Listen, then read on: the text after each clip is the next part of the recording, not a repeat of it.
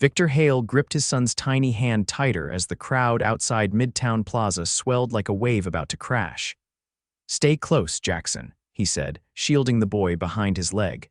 "Too many people." Jackson, only 5, nodded solemnly and held on tighter to his dad's worn coat. Victor wasn't supposed to be here. He hated crowds, chaos, noise, but the supermarket down the block had a flash sale on kids' winter jackets, and Jackson's only one had a broken zipper and holes in both sleeves. A sudden scream cut through the buzz of the crowd. He turned. A woman in a sleek navy coat and stiletto heels was being swarmed by people with phones, shouting questions, flashing cameras, reporters, paparazzi. She looked cornered. "Ma'am," Victor called out on instinct, stepping forward. "You okay?" Her eyes met his startled, wide, breathless. "No." "I'm not." Victor didn't think. He grabbed her hand. "Come on." She followed without hesitation.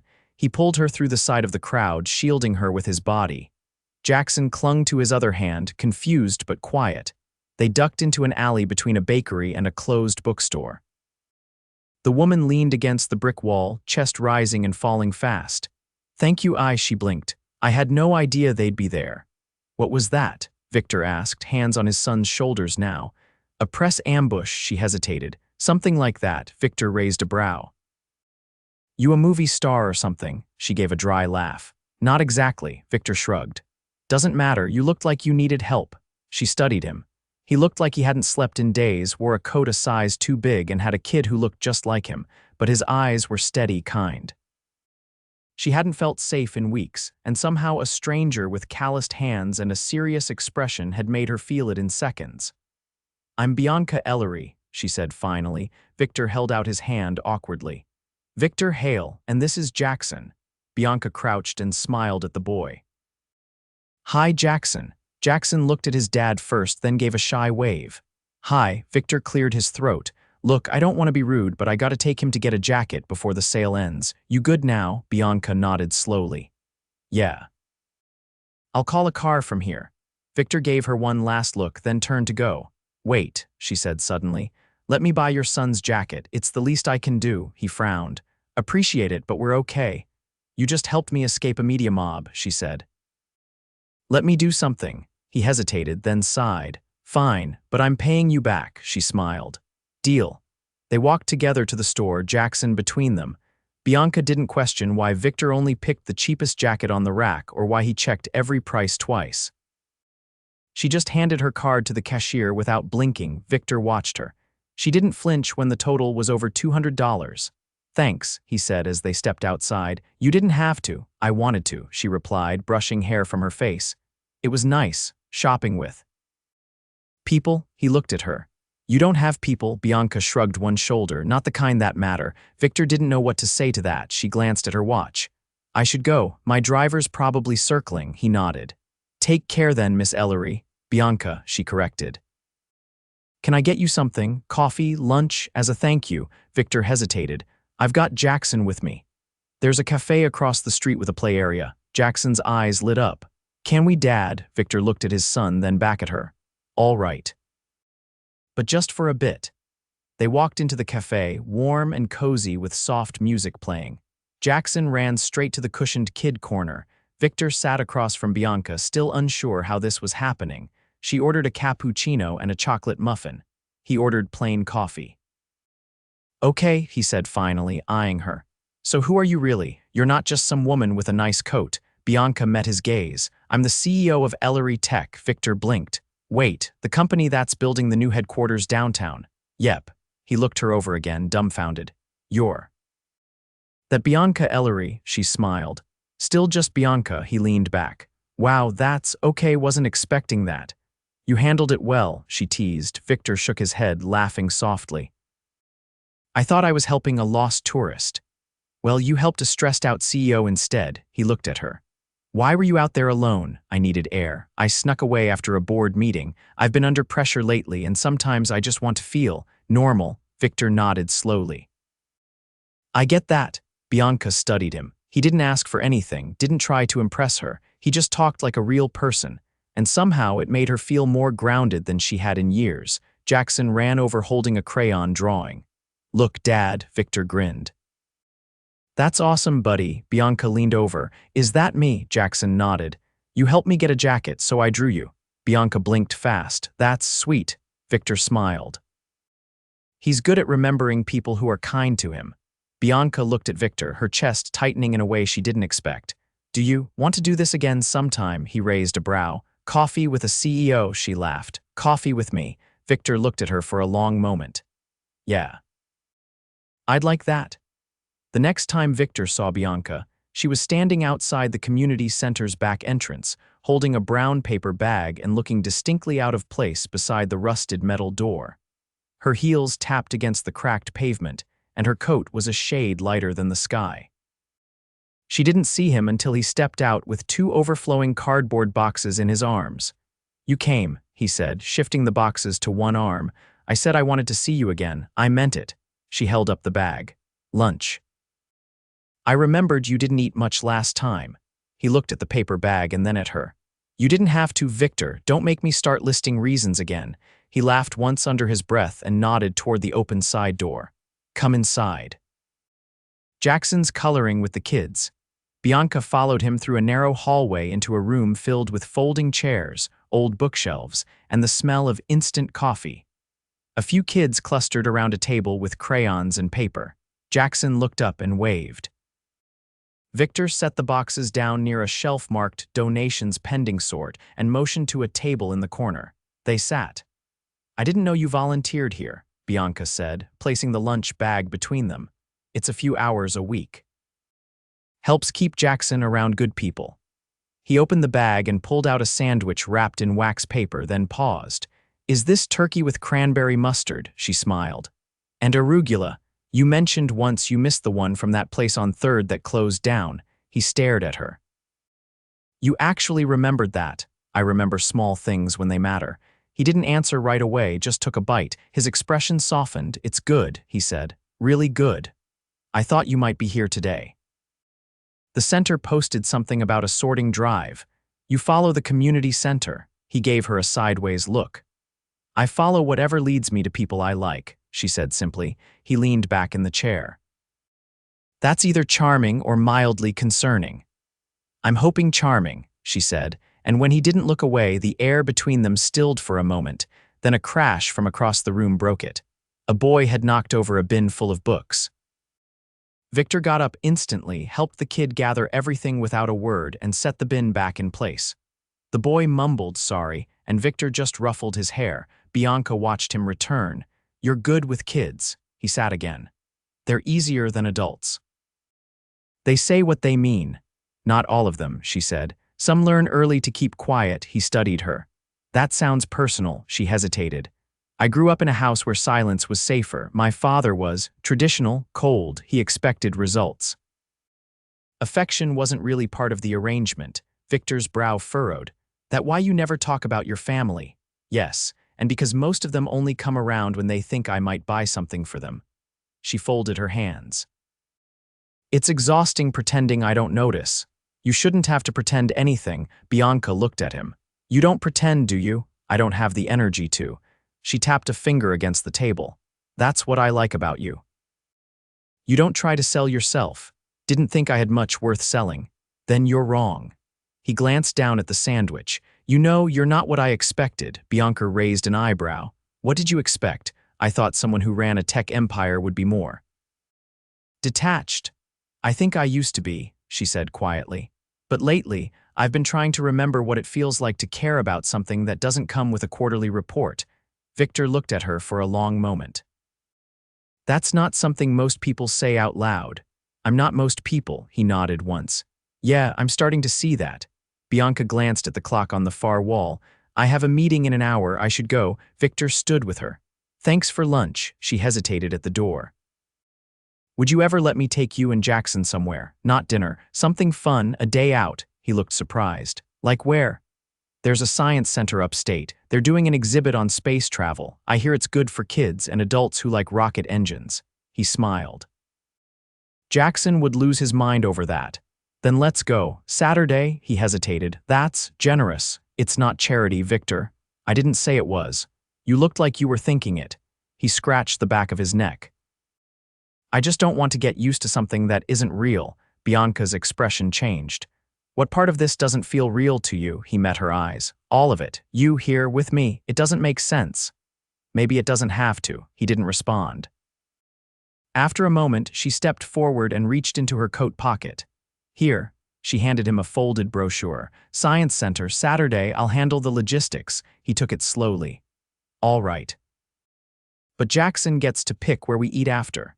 Deal, she said, then turned and walked into the late afternoon light. Victor watched her go, the paper still in his hand. Jackson ran over. Was that Miss Bianca? Victor nodded.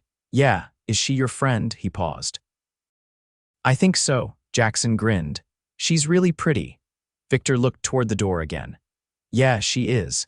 And for the first time in a long while, he wondered if something impossible might actually become something real. Victor had never been on a private helicopter before. He tightened his grip on Jackson's shoulder as the rotors roared overhead and the glass doors slid open. Bianca stepped ahead of them, her long coat flaring slightly in the wind. She turned back with a calm, collected expression that didn't match the chaos of the landing pad. Come on, she called, raising her voice over the blades. It's quieter inside. Victor hesitated. You sure this thing's safe? I fly with them all the time. They're the best in the city. Jackson's eyes were wide with awe. Dad, we're really going in that. Victor crouched beside him. Only if you're okay with it. Jackson nodded quickly, practically bouncing. I want to. Victor gave a quiet sigh and stood. All right then. The inside of the helicopter was sleek and surprisingly quiet once the doors sealed shut. Cream leather seats, touchscreen panels, and a panoramic window that gave them a view of the city's skyline as the aircraft lifted off. Jackson pressed his face to the window, completely mesmerized. This is insane, Victor said under his breath. Bianca leaned back in her seat. You didn't think I'd drive all the way upstate, did you? I thought maybe a train, or a car, like normal people. I thought we covered this normal's overrated. Victor gave her a sideways glance. You really don't do anything halfway. I didn't get here by playing small. The flight lasted less than 20 minutes. When they landed, a black SUV with tinted windows waited at the edge of the helipad. The driver opened the door for them, and Jackson climbed in like it was the most natural thing in the world. Victor followed, still trying to process what was happening. You planned all this, Bianca nodded. Made a few calls. I wanted today to be easy for him. He studied her face. You didn't have to go this far. Her gaze didn't waver. I wanted to. The Science Center loomed ahead, a glass structure with a glinting silver dome and a rotating satellite replica on the roof. Inside, they stepped into a world of glowing planets, interactive exhibits, and neon starlight patterns projected across the walls. Jackson ran ahead, barely able to contain his excitement. Dad, look. It's the Mars rover. Victor followed him, watching his son babble facts about planets he didn't even know Jackson had memorized. Bianca walked beside them, quiet but present, smiling when Jackson turned to show her a control panel or an astronaut's suit. At one point, she leaned closer to Victor. He's bright. He reads everything he can get his hands on, Victor said, especially space stuff. I think he wants to be an engineer. Bianca's expression shifted. That's not a bad dream. They went from exhibit to exhibit, Jackson leading the way. When they finally reached the observatory dome, Victor realized they'd been walking for nearly 2 hours. Jackson stared through the massive telescope set up on the balcony. I can see Saturn. Victor stood behind him, one hand on his shoulder. You sure? It's got rings. Bianca came up beside them. Want to know a secret? Jackson turned, eyes wide. The team here built a mini simulation of the Voyager launch. It's in the restricted section, but I made a few calls. We can go inside if you want. Jackson looked up at his dad, who raised an eyebrow. You're asking me. You already know the answer. Bianca laughed softly. Come on then. The restricted exhibit was darker, quieter. A staff member opened the door for them without asking questions. Inside, a massive model of the Voyager shuttle sat surrounded by projection screens showing the original launch footage, the golden record, and the deep space data transmissions. Jackson stood motionless, taking it all in. Victor leaned against a railing, arms crossed. You didn't have to pull strings for this. I didn't do it for you, Bianca replied. Victor looked at her. I know, she shifted, glancing toward Jackson. I didn't think I'd enjoy this as much as I am. Victor studied her. You mean spending time with a broke single dad and his kid?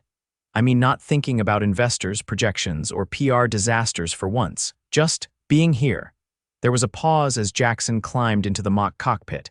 I keep waiting for the moment this stops feeling real, Victor said. Like I'm going to wake up and be back in the basement apartment wondering if the water heater's going to explode again. Bianca turned toward him. What would make it feel real? He was quiet for a second. You talking to me like I'm not just a detour. Her eyes didn't leave his. You think I flew you and your son here because I was bored. I think you did it because you're kind. That doesn't mean I should start thinking it's something else. She stepped closer. Victor, I don't do this for anyone. I don't fly strangers in helicopters. I don't spend half a Saturday in a science museum. I don't remember favorite sandwich combinations. He looked down. Then what are you doing? I'm figuring it out as I go, she said, but I know I don't want it to end when today does. Jackson waved from the shuttle. Dad. Come see this. Victor turned toward him, then looked back at Bianca. He's already attached. I'm not going anywhere. Victor didn't respond right away. Later, they sat in the center cafe, splitting a tray of snacks while Jackson built a foam rocket at the nearby activity table. Bianca sipped a cup of tea and glanced at Victor. I have to go to Milan next week. Board meeting, he nodded. Long trip, 4 days. They sat in silence for a moment. I could have someone take Jackson to the planetarium while I'm gone, she offered. Keep the momentum. Victor gave her a look. You don't have to keep buying things so we stick around. It's not about buying anything, it's about showing up. He stared at her for a long moment. You're serious about this? I wouldn't be here if I wasn't. He glanced toward his son, who had turned a plastic dial and was now pretending to count down a launch.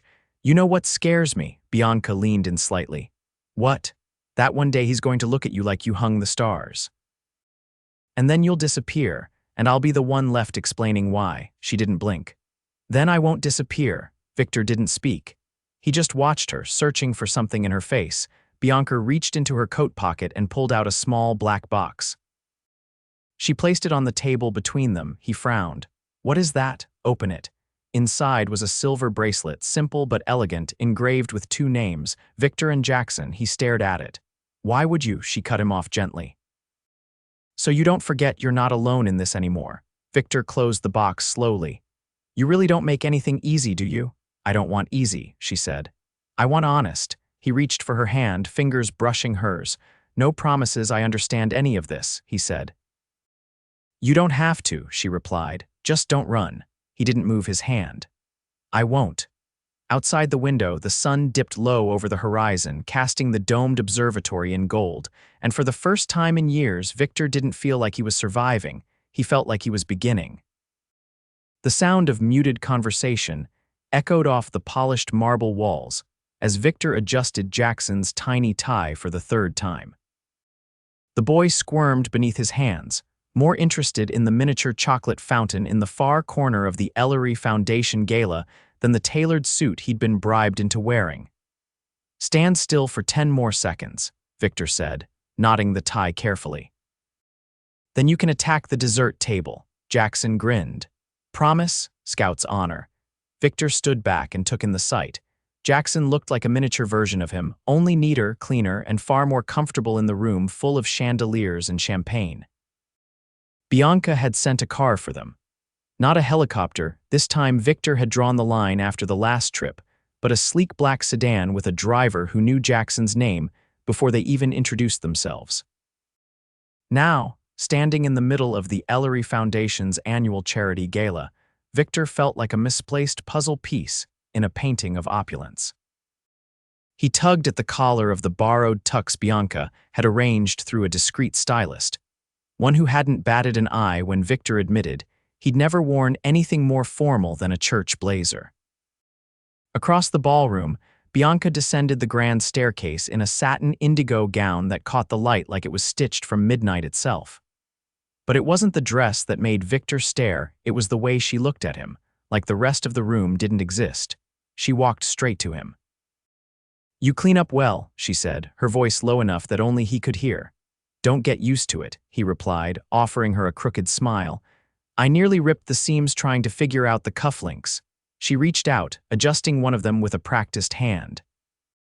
They're too tight. I think my whole life's been too tight lately. He hadn't meant to say it aloud, but she didn't flinch. You're here now, she said. With me, that's not nothing. Victor glanced around. You sure people won't talk? The CEO showing up with a guy who works at a garage and his 5-year-old sidekick. They already are, she said.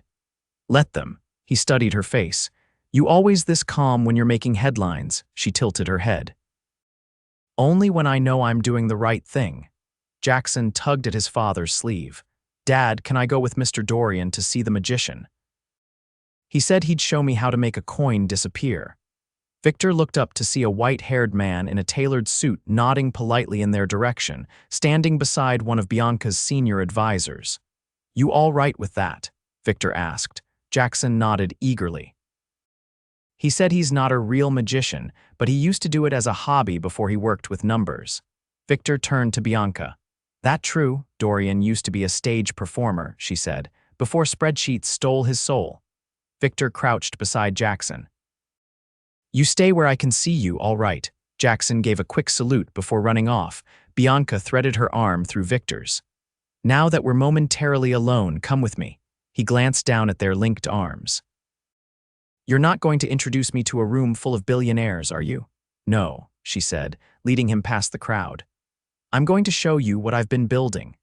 She guided him through a side hallway, past velvet ropes and a discreet security guard who stepped aside with a nod.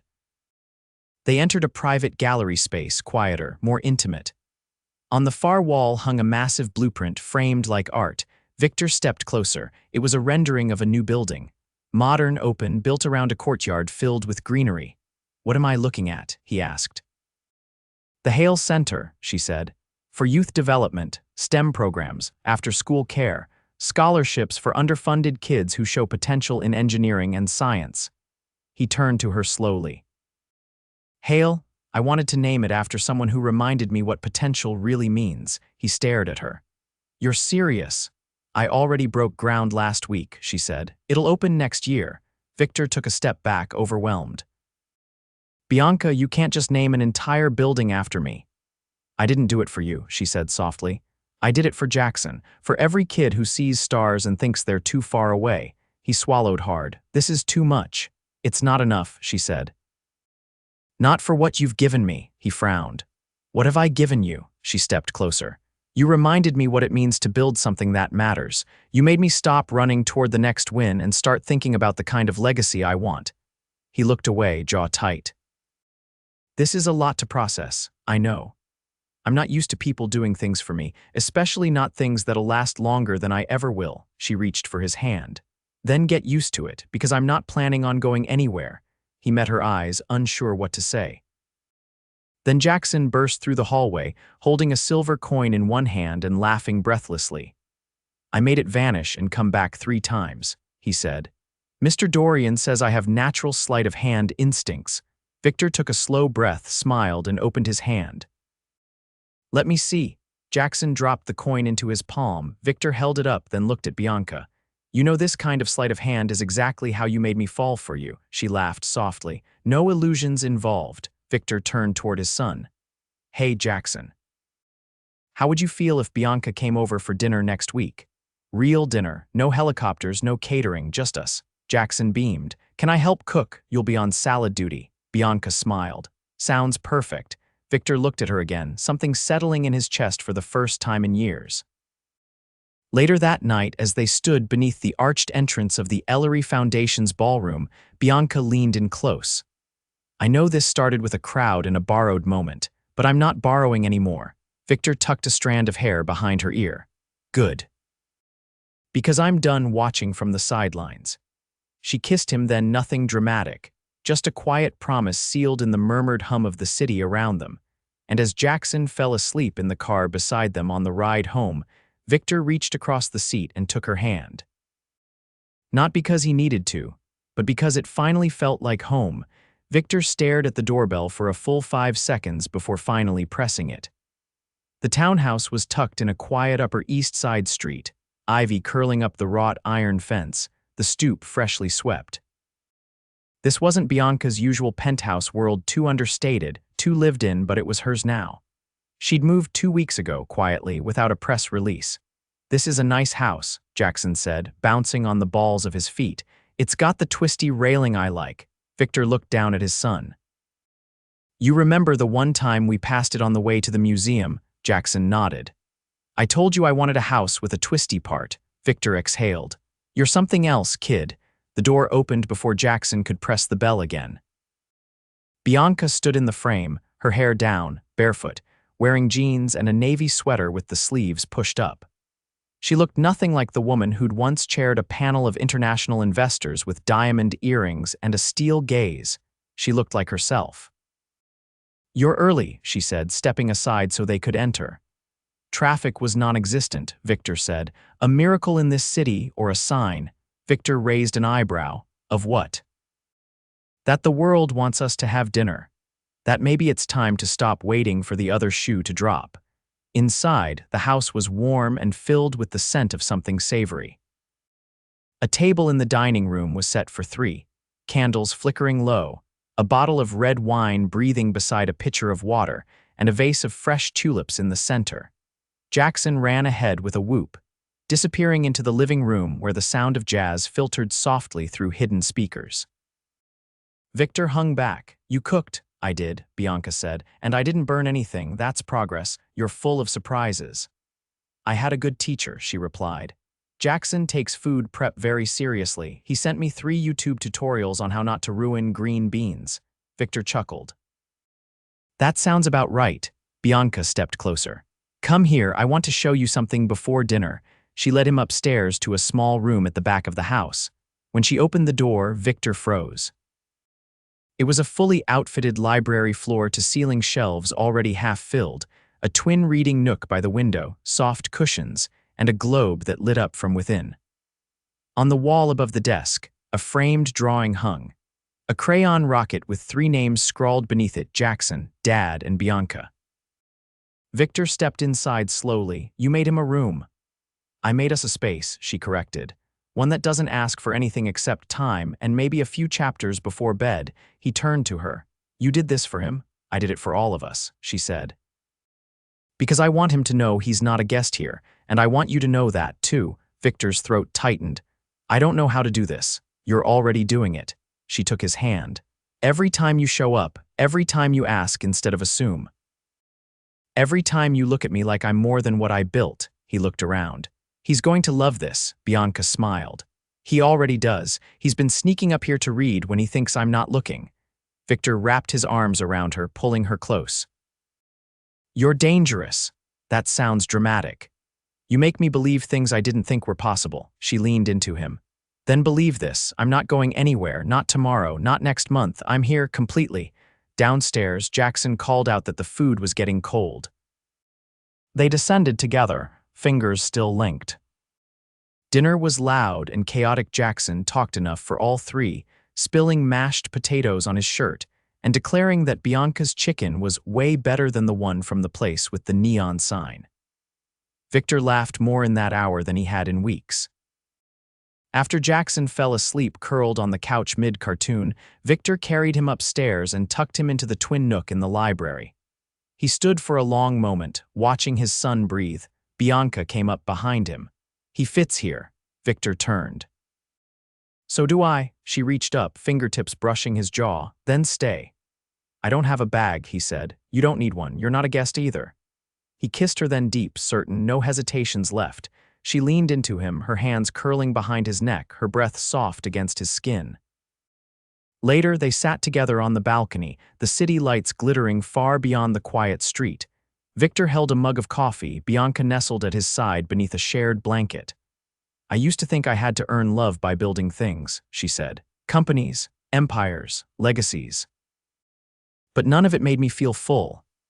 And now I understand that the best things aren't built, they're chosen. Every day." He looked down at her. "Then I'm choosing you every day for the rest of them." Tears welled in her eyes, but she didn't look away. "Good. Because I've already chosen you." Victor kissed her temple, then her lips, lingering there like he finally had time to. A breeze stirred the tulips by the open window. Somewhere below, a child's soft snore punctuated the silence, and for the first time, everything felt exactly as it should be. Over the next year, life didn't become perfect, but it became theirs. Victor transitioned from the garage to a teaching position at a local trade school, where he worked with teenage students just like he'd once been quiet, unsure, full of potential. Jackson thrived in a new school with a space program and a best friend who loved the moon as much as he did. Bianca learned to take weekends off, to burn pancakes without shame, to say "I love you" without needing a reason. They traveled not by helicopter, but by car, by train, by foot. They built memories in quiet moments. Movie nights on the couch, board games that ended in laughter, late-night talks where nothing needed fixing. On the anniversary of the gala, Victor proposed not in a ballroom, not with cameras. He did it at home, in the library, with Jackson holding the ring in a tiny velvet box, his grin missing 2 front teeth. Bianca said yes with tears in her eyes and her arms around both of them. And when they married in the backyard, beneath a canopy of string lights and jasmine, surrounded by people who mattered, there was no doubt not in Victor's heart, not in Bianca's, not in the wide, beaming face of the boy who now called them both home. Because sometimes, love doesn't arrive in a straight line. Sometimes it crashes through a crowd, grabs your hand, and never lets go.